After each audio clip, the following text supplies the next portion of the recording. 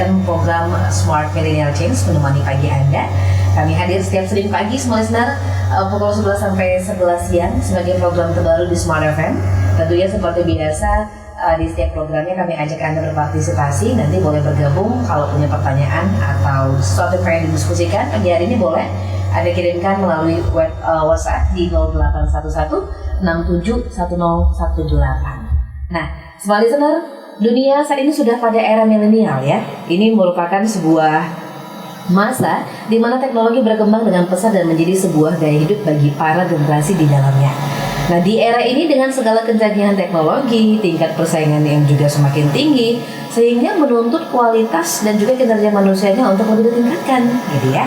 Pemuda dalam hal ini juga harus mampu beradaptasi dengan cepat, belajar dan menjadi lebih baik serta melakukan navigasi yang lincah dan juga tepat agar dapat memecahkan setiap masalah. Pemuda merupakan agen perubahan ya, yang diharapkan dapat membuat perubahan yang baik ke depannya. Kita berharap dengan program ini para pemuda yang dengerin bisa teredukasi begitu ya, dan mengalami perubahan pola pikir mindset supaya bisa membawa perubahan di tempat di mana dia ada. Tentu saja untuk membahas topik-topik yang menarik di dalam program ini, dengan bangga saya memperkenalkan narasumber tempat kita, Bapak Darwin Eskom Mkom CPS, di mana beliau merupakan seorang dosen atau praktisi pengajar dari STB Microskill. Kita selamat pagi Pak Darwin. Semangat pagi. Apa kabar? Luar biasa. Milenial kita ya Pak? Iya pasti. Di sini kita tentunya masih disebut kaum milenial ya Pak. Pak Darwin, tadi seperti Ica sampaikan begitu ya, kita namanya programnya Smart Millennial Change gitu ya. Nah, sebenarnya Pak Darwin ya, melihat sebelum kita masuk ke topik Pak Darwin, melihat kaum milenial ini seperti apa sih? Sehingga kita pengen mengupas potensi-potensi yang ada di dalam kaum milenial. Oke. Jadi sekarang ini sebenarnya ada pernah dengan generasi S, generasi Y, generasi Z. Milenial itu adalah di generasi Y. Oke. Jadi bagi yang lahir di tahun 1977 sampai 1997, itulah golongan dari generasi milenial. Oke. Nah, tuntutan dari generasi milenial itu adalah harus bisa berinovasi, menciptakan peluang. Nah, bukan hanya menemukan peluang, menciptakan.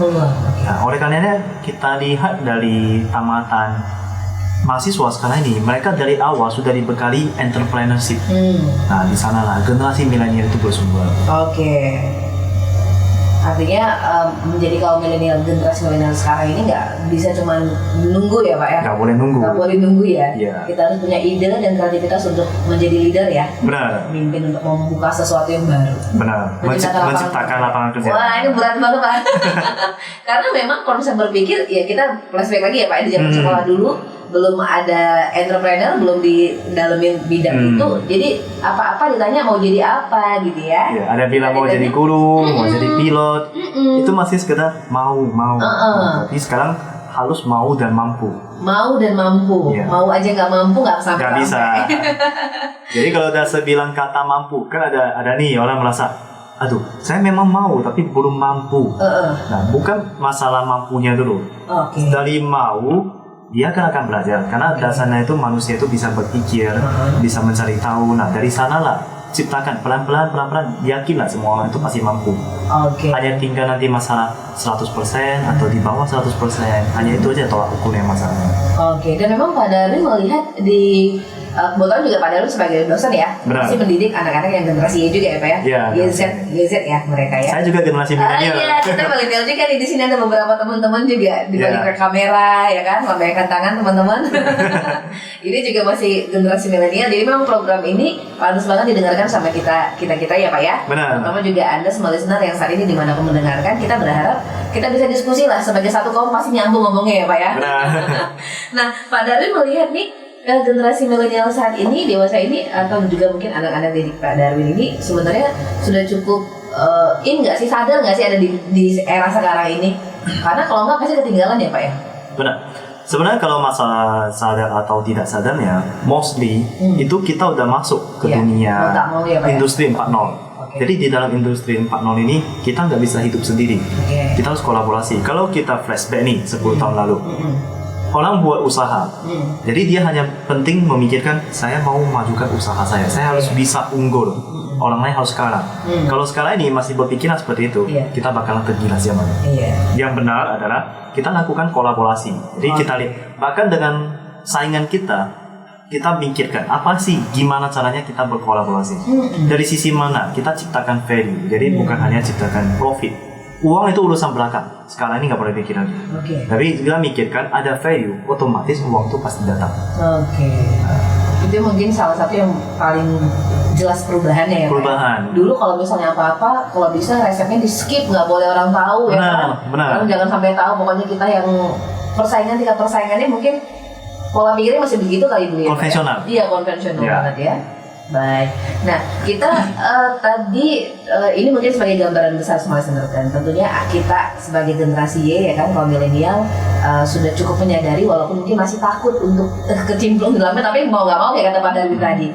Nah, Pak Darwin sebagai episode pertama kita di program ini, kira-kira Pak Darwin pengen membahas topik apa nih? Topik saya kali ini adalah berpikir no box versus out of the box. No box? No box tanpa kotak. Nah, sekarang langsung ya mulai ya. Boleh, silakan Pak. Jadi saya ambil contoh aja ketika kita bekerja di perusahaan. Nah, semua orang itu awal mulai memasuki dunia karir, yang dia pikirkan apa? Yang penting saya dapat pekerjaan, saya dapat gaji, udah selesai. Itu benar, nggak ada salahnya. Tapi pada saat kita mulai memasuki dunia karir, pertama kali kita masuk ke dalam kotak dulu. Nah, jadi di dalam kotak kita pelajari apa yang bisa kita pelajari, apa yang bisa kita selesaikan, dan yang paling penting adalah apa yang bisa kita kontribusikan. Nah, setelahnya, yang namanya manusia itu kan pasti ada jenjang karir kan. Jadi ketika kita mulai naik posisinya, otomatis pikiran kita itu harus mulai masuk pada out of the box. Jadi misalnya di awal posisi sebagai staff, mulailah masuk posisi supervisor atau posisi manager. Nah, kita harus melihat dari luar kotak. Nah, kita pelajari, kita lihat. Jadi orang yang backgroundnya, saya ambil contoh, kebetulan pribadi saya komputer, IT. Orang IT di awal boleh, dia hanya fokus pada IT. Bidangnya aja. Ketika kita udah naik tangga, anak tangga pertama, anak tangga kedua sebagai manager atau supervisor, kita harus berpikir IT itu hanya sekedar supporting. Jadi mendukung kita, tapi bukan berarti namanya bisa bilang supporting jangan diabaikan, itu nggak boleh. Itu juga yang membuat kita berhasil. Nah, jadi setelahnya kita mulai lihat IT. Kira-kira gimana sih bagian IT mana, teknologi apa yang membuat kita itu semakin maju, membuat bisnis kita itu semakin maju. Katakan, aduh saya hanya bisa teknologi ini. Gimana nih, sementara orang udah maju, saya nggak berani ambil resiko. Itu yang salah. Jadi generasi milenial justru dituntut untuk berani ambil tantangan, ambil masalah, jemput masalah, dan jadikan itu sebagai peluang. Lanjut tadi. Jadi kalau kita lihat, untuk merealisasikan penyelesaian dari satu masalah atau kontribusi kita, jadi kita harus lihat ada teknologi baru, kita pelajari aja. Perkara bisa atau tidak bisa itu urusan belakang. Yang penting tadi di awal saya bilang kan, mau dan mampu. Mau dan mampu. Itu juga mungkin yang menjadi penekanan dalam tema outbox sama no box, outbox out of the box. Itu masih out of the box ya. Masih out of the box. Kalau no box itu nanti pelan.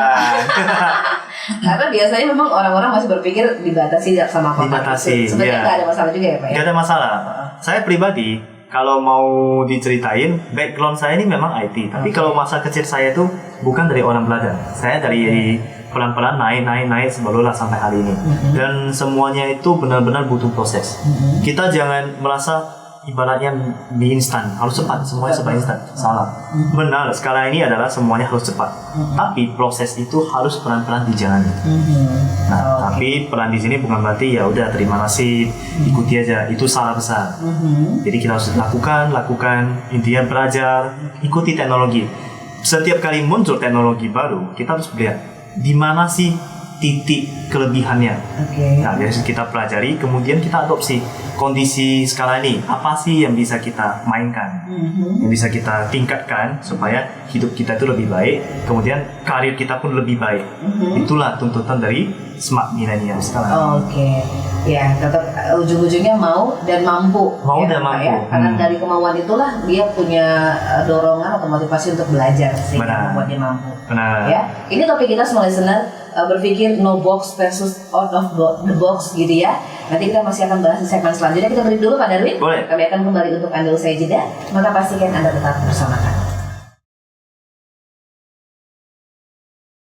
Masih bersama kami dan kita kembali dalam program Smart Millennial Change. Dan selanjutnya kami informasikan lagi, ini program terbaru ya. Jadi mungkin untuk yang baru pertama kali dengar, bertanya ini program apa sih? Kalau Anda milenial dengerin lah. Kalaupun tidak milenial, pasti punya anak milenial atau keponakan milenial, dengerin aja. Ini mungkin bisa jadi insight atau wawasan yang baru untuk orang-orang di sekitar Anda. Kita kasih masukan supaya di era sekarang ini bisa bersaing gitu ya. Karena mau nggak mau kita udah hadapin ini gitu ya Pak Darwin ya. Kita nggak bisa mundur, kita nggak bisa enakan zaman aku deh dulu gitu ya. Semua manusia itu di awalnya pasti memikirkan saya maunya nyaman dan aman. Iya, nggak ada resiko ya. Nggak ada resikonya. Jadi di sanalah yang membuat potensi diri kita itu menurun. Saya pribadi di awal ketika saya menyelesaikan studi di S1, saya pun sempat berpikir demikian. Yang penting saya background IT, berarti saya cari pekerjaan IT, start IT, selesai. Tapi di sana saya merasa kok hanya ini aja yang saya pelajari, ini aja yang saya selesaikan. Jadi pernah nggak kepikiran pada saat kita tua kita mau jadi apa? Nah itulah mulai berpikir berarti saya harus mulai mengambil resiko. Nah cara mengambil resiko, kebetulan dulu saya mendapatkan tawaran sebagai pimpinan di bidang IT. Pernah begitu saya pimpin, server mati semuanya. Wah, itu prestasi ya. Itulah awal saya sempat galau. Waduh, bagaimana ini? Satu perusahaan bisa nggak operasional dan benar 1 minggu nggak operasional. Jadi bolanya itu dari tangan saya. Saya harus bisa hidupkan server tersebut. Nah dari sana saya 3 hari nggak pulang. Stay di kantor, nah selesaikan, dan saya pun bingung dari gimana caranya saya selesaikan. Berhasil hidup servernya. Nah di sana saya mulai menyadari resiko itu penting. Yang penting kan kita berpikir aja, resiko kan nggak sampai harus mati. Jadi ngapain kita takut? Yang penting selesaikan. Nah dari sana mulailah saya memasuki ke zona baru. Dan tidak tahu kenapa seiring berjalannya waktu saya terus mencari sesuatu yang baru dan saya selalu teknis. Nah dari teknis tersebut saya dapatkan pengetahuan lebih banyak. Nah dari pengetahuan itu yang benefitnya lebih baik lagi itu adalah saya bisa sharing kepada orang lain. Nah seperti sekarang saya sharing kepada milenial. Tapi untuk masalah mengambil resiko itu bukan hanya terbatas pada generasi milenial. Semua generasi itu boleh sama aja. Tapi yang penting kan kita sebagai manusia masih wujud manusia ya, masih bernapas. Jadi berpikir gitu ya. Berpikir. Kalau kita ambil dari saya ambil contoh marketing, zona marketingnya itu ada istilahnya namanya blue ocean. Blue ocean berarti kita mencari sesuatu yang kondisi baru. Jadi kalau kita takut untuk bersaing itu nggak apa-apa. Kita ciptakan. Jadi peluang itu bukan hanya sekedar dicari, kita ciptakan peluang.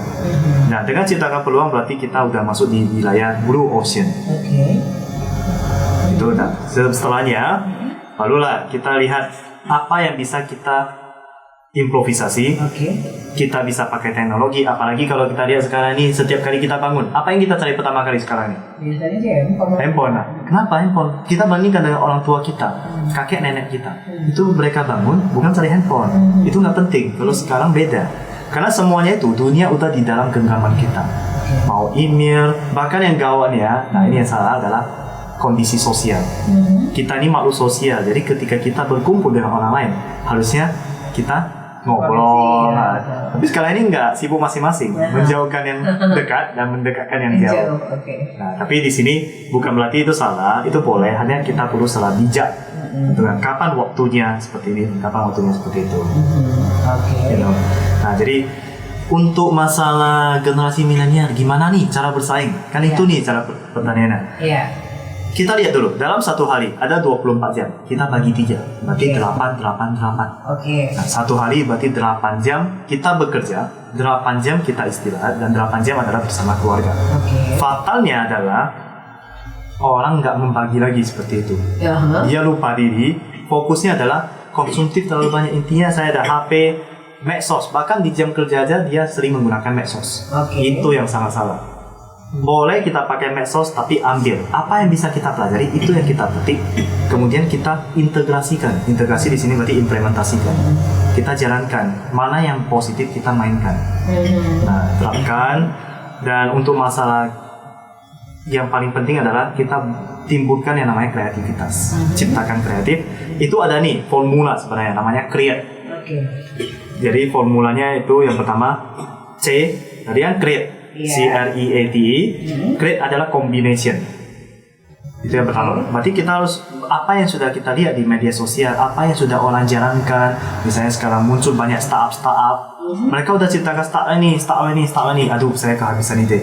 Udah, gak usah bingung. Kombinasikan aja beberapa startup. Nah, kombinasikan, kita ciptakan satu hal yang baru. Itu yang pertama. Kemudian teknik yang kedua itu namanya random. Random. Nah, random di sini berarti kita membuat sesuatu yang acak.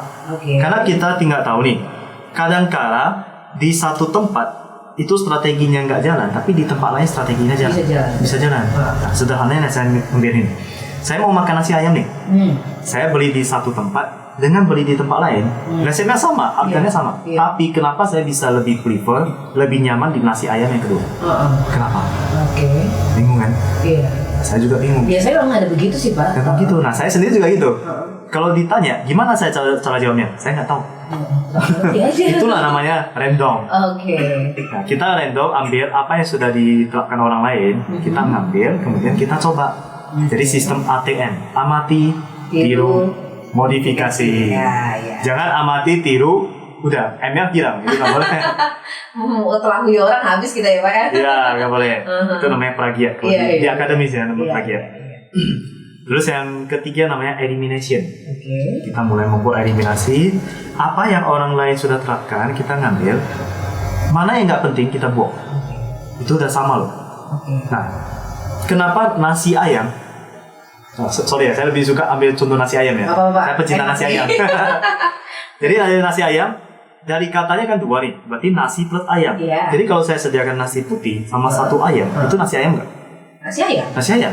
Nah, tapi kalau sekarang kita beli nasi ayam, bukan hanya dua itu aja. Dia ada timun, nah lain-lain.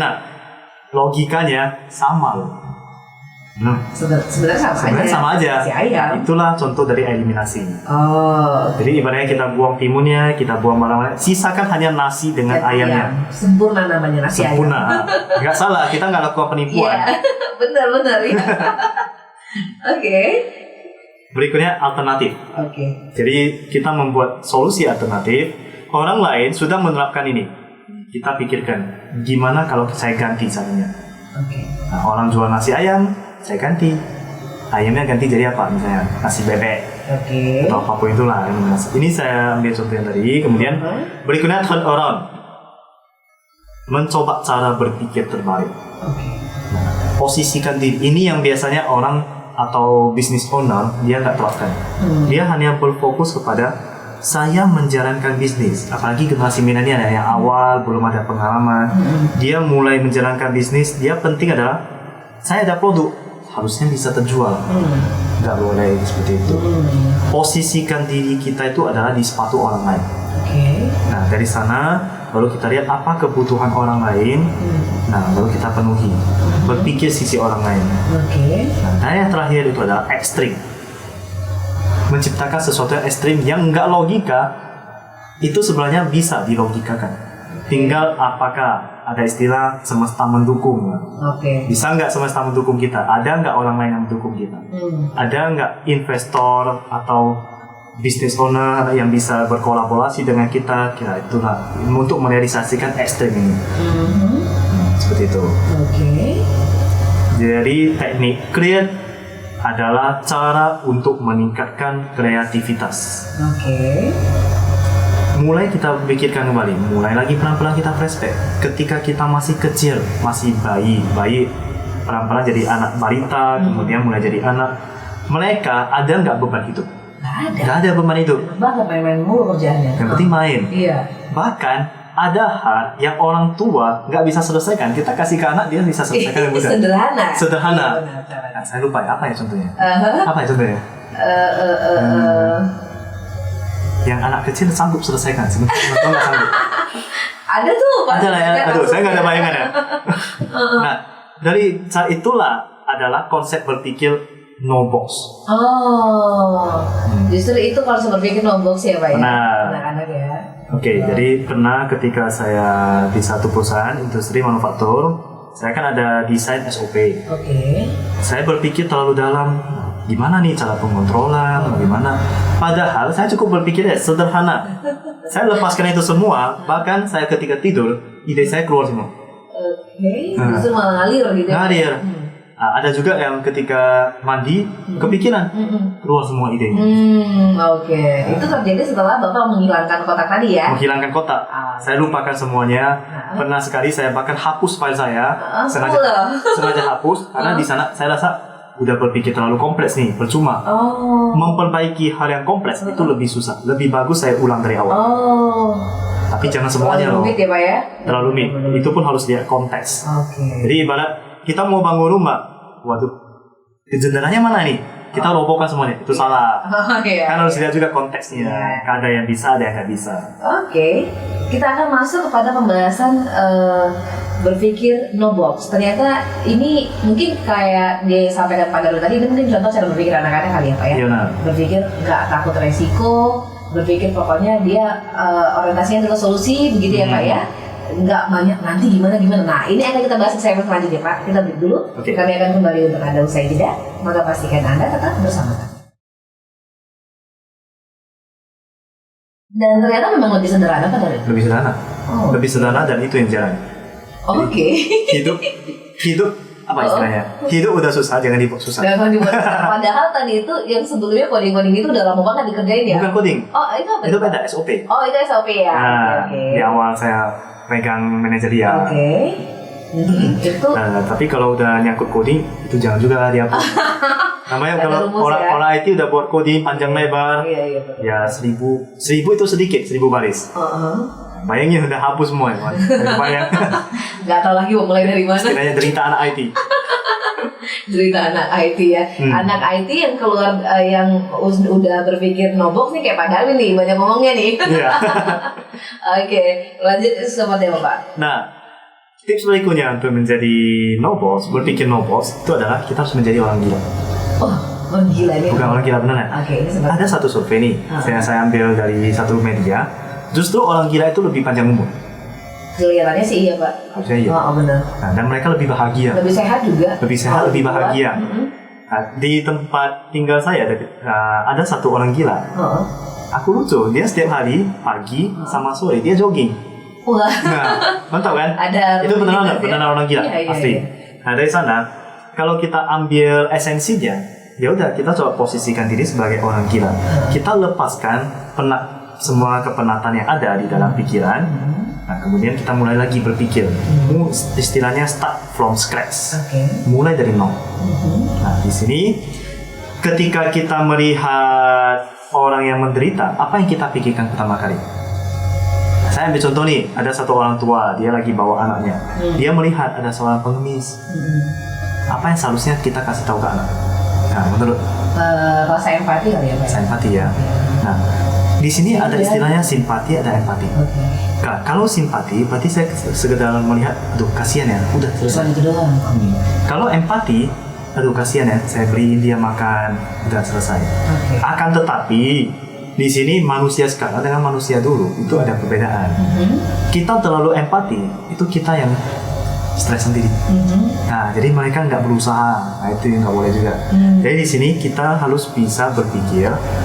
Kembali ke tadi contoh, saya cukup kasih tahu aja ke anak palingan. Nah, kamu belajar lebih baik, lebih kreatif supaya bisa membuat orang itu lebih berguna. Nah, kita ubah mindsetnya. Daripada kita mengatakan kamu harus belajar lebih baik, jangan seperti orang itu. Itu artinya kita menginjak orang itu, udah injak jatuh tangga, kita lempar-lempar pergi. 3 kali ya. Nah, jadi kita harus bangun. Kita jadi penentu ketika orang sedang galau. Kita jadi penenang ketika orang sedang cemas dan sebagainya. Ya walaupun ini teori, tapi prakteknya itu sebenarnya bisa. Tinggal kita mau atau mampu. Mau dan mampu seperti di awal tadi ya. Nah, kemudian untuk masalah peluang, banyak saya dengar kita harus cari peluang. Mindset benar nggak sih itu Pak? Benar. Mindset kita itu, tapi jangan selalu mencari. Ada kalanya kita menciptakan peluang. Sederhananya, orang mau berbisnis, dia punya dana, tapi dia nggak tahu Nah, sementara kita asumsi kita nggak ada dana, tapi kita tahu cara mengoperasikannya. Kolaborasi. Jangan kita single factor. Single factor otomatis kita jadi single selamanya. Iya. Jadi di sana kita lakukan kolaborasi yang masalah gimana bagi profit urusan belakangan, urusan privasi orang. Tapi di sini dengan lakukan kolaborasi kita bisa bersinergi dan menjadi lebih baik. Kita bisa hasilkan sesuatu produk. Jadi kata produk itu tidak selamanya barang. Solusi juga suatu produk, service juga suatu produk. Jadi kita harus pikirkan orang lain, baru kita pikirkan diri kita sendiri. Itu ada teori 7 Habit. Nah, kita cukup terapkan itu. Kemudian tips berikutnya itu adalah kita harus berangkat kerja. Kebanyakan orang nih, ketika dia pergi ke satu tempat, dia merasa perjalanan ini kok kayaknya jauh kali ya. Tapi begitu pulang lebih singkat, lebih santai, nggak ada beban. Bisa gitu ya. Kebanyakan orang mau berangkat kerja juga, apalagi hujan, Senin lagi. Senin, Monday, Money Day. Harusnya kita tanamkan mindset kita dari smart millennial ya, boleh diterapkan. Kalau saya sendiri kebetulan ada belajar hipnotis untuk perubahan mindset ya. Ketika kita mau tidur, kita katakan kepada pikiran kita, terima kasih pikiran, hari ini sudah bekerja keras. Nah, besok saya ketika bangun akan menjadi orang yang lebih luar biasa. Saya bisa selesaikan masalah yang saya hadapi dan saya pasti mau dan mampu untuk menyelesaikan segala sesuatunya. Nampaknya sepele. Coba diterapkan selama 21 hari.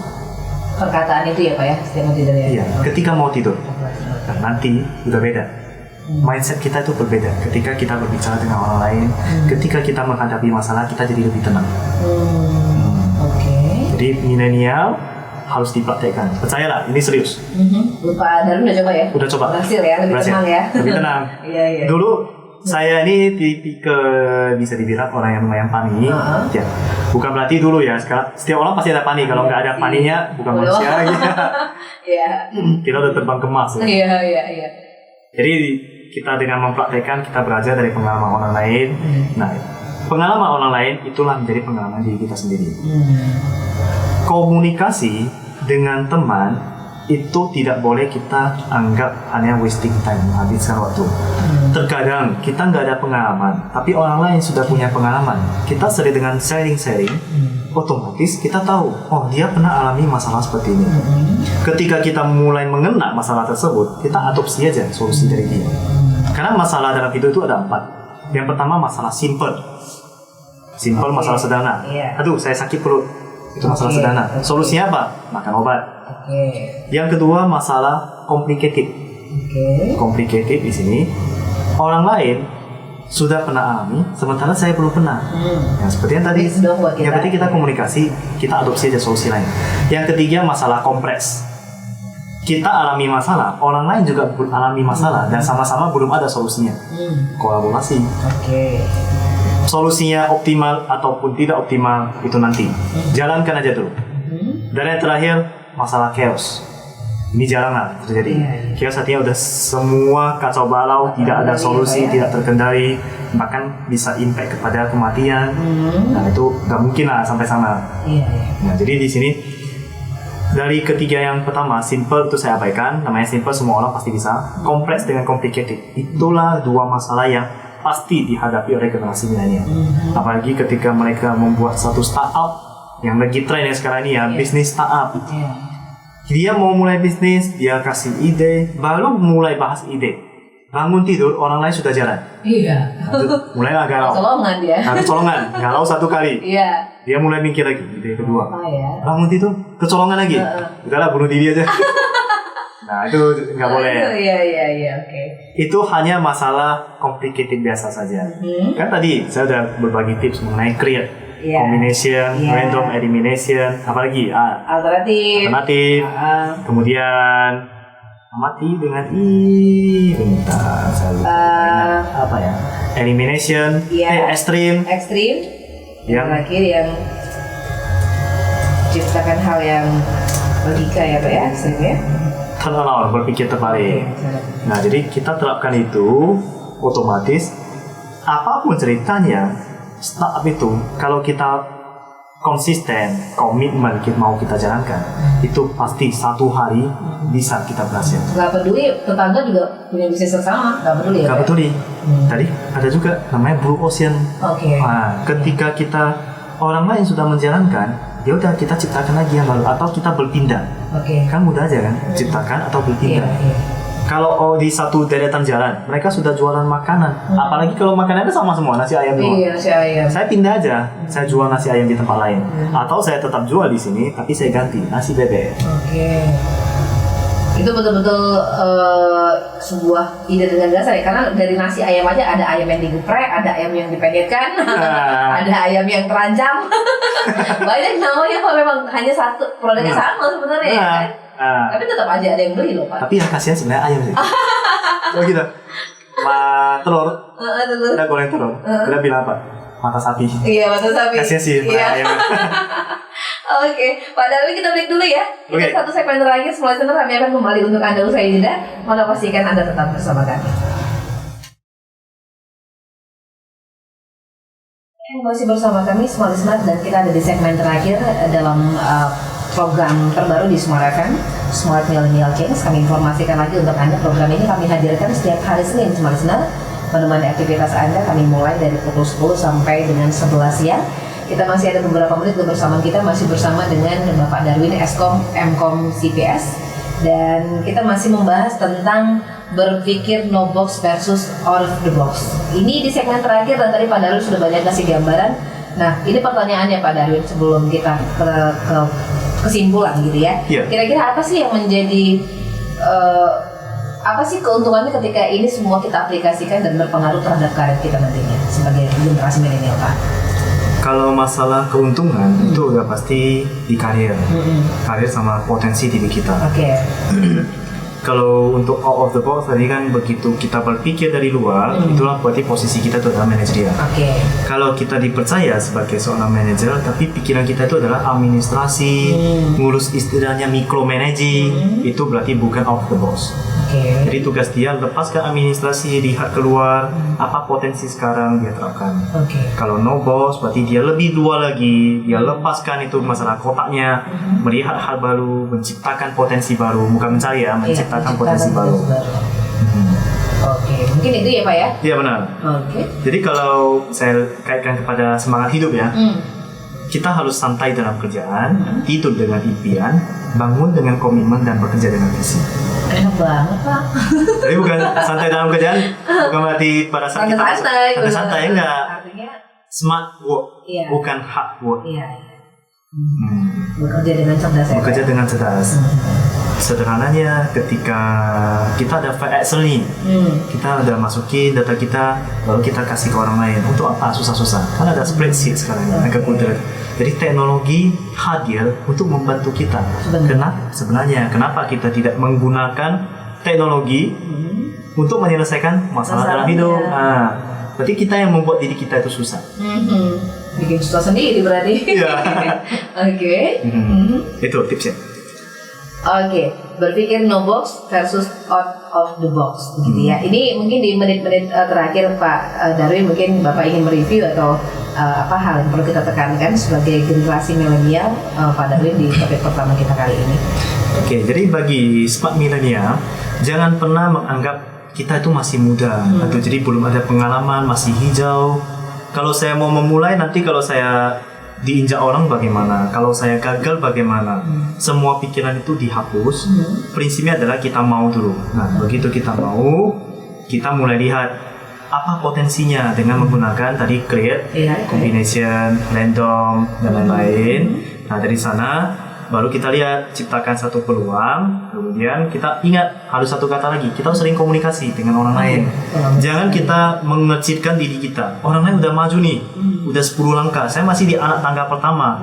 Saya mau imbangi aja nggak berani nih.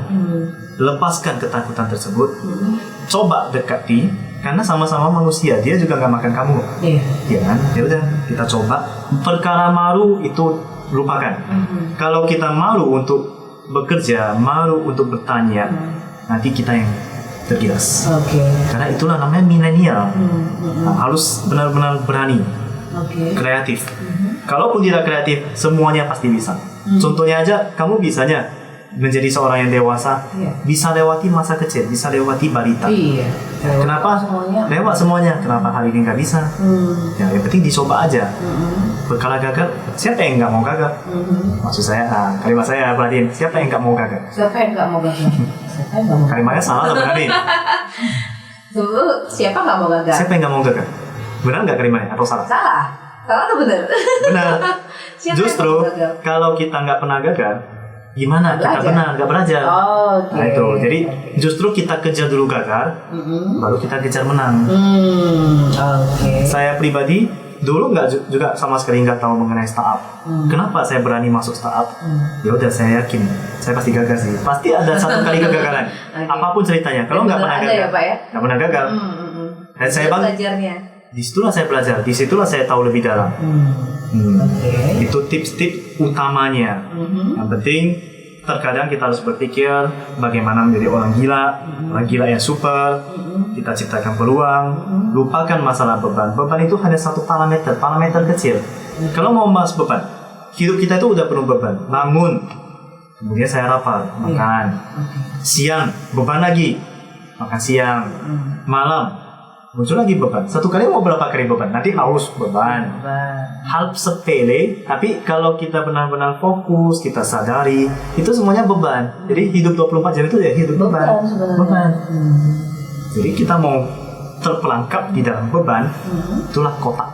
Itu kotak tadi. Itulah kotak. Lepaskan semua beban, kita mainkan. Dan di depan saya, Pak Darwin sendiri memang benar-benar mengalami perubahan itu ya Pak ya. Artinya memang sebagai generasinya kita kan sudah ditanamkan pola pikir dari zaman orang tua kita ya Pak ya. Konvensional cara berpikirnya. Jadi apa-apa tuh pamali katanya tabu, jangan terlalu ini. Jadi kita sungkan ngapa-ngapain tuh. Jadi kita nggak terbiasa berpikir out of box tadi, bahkan no box tadi gitu ya Pak Darwin ya. Pak Darwin, kira-kira apa sih yang paling penting untuk dipegang sama kaum generasi muda ini, generasi ini, supaya bisa berani kayak Pak Darwin tadi nih ngambil keputusan untuk ya udahlah kerjakan aja. Ada resiko benar, tapi ada peluang juga di dalam. Ya, tadi benar, di didikan orang tua itu pasti ada perbedaan. Jangan begitu mendengar Smart Millennial Change ini, kalian menantang orang tua. Tidak boleh. Tiba-tiba bilang nih. Nama saya di bawah. Nggak boleh. Orang tua, biar gimana pun, dia mau yang terbaik untuk kita. Jadi, yang penting kita berikan pemahaman. Kalaupun mereka tidak mau memahaminya, nggak apa-apa. Easy aja, santai aja. Kita coba buktikan. Kalau berhasil, kita baru kasih edukasi. Kalaupun tidak berhasil, nggak usah dibilang sih. Kegagalan itu bukan untuk dipamerkan, kemenangan bukan untuk dipamerkan. Itu adalah ilmu untuk kita, supaya ketika orang lain alami hal yang sama, kita bisa sharing. Dan pastinya adalah bisa membanggakan orang tua kita. Sepanjang sesuatu menentang, mungkin esensinya adalah orang tua pengen yang terbaik buat anaknya. Benar, semua orang tua pasti mau yang terbaik untuk anaknya. Dan kalau ternyata setelah dibuktikan pertentangan itu menimbulkan kebaikan, akhirnya orang tua juga ngerti ya Pak ya? Dia pasti ngerti, yakin ngerti itu. Tapi setelah hancur lebur juga ya Pak. Baik, so listener, ini menjadi episode pertama kita di kebersamaan kita dalam program Smart Millennial Change ya. Minggu depan ketemu lagi ya Pak ya, dengan pembahasan yang baru. Ada yang ingin Bapak sampaikan di menit terakhir ini? Silakan. Jadi be smart millennial. Kita harus terus lakukan perubahan, rebut peluang, pilihan selalu ada di tangan kita. Pilihan selalu ada di tangan kita. Salam sukses. Dan kita berharap apa yang menjadi perbincangan kita benar-benar menjadi sebuah insight atau wawasan atau sebuah dorongan untuk berani gitu ya, berpikir di luar kotak, bahkan menyingkirkan semua kotak itu. Kita menjadi seperti anak-anak pure, murni, tulus. Tiba-tiba masalahnya selesai Pak ya. Pak Darwin, terima kasih. Minggu depan ketemu lagi di program yang sama ya Pak ya. Pasti. Dan akhirnya saya bertugas di Cesar pamit. Selamat pagi, sampai jumpa.